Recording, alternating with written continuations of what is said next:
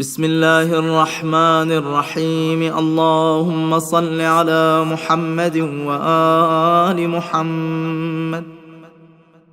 اللهم اجعل لي فيه نصيبا من رحمتك الواسعة، واهدني فيه لبراهينك الساطعة،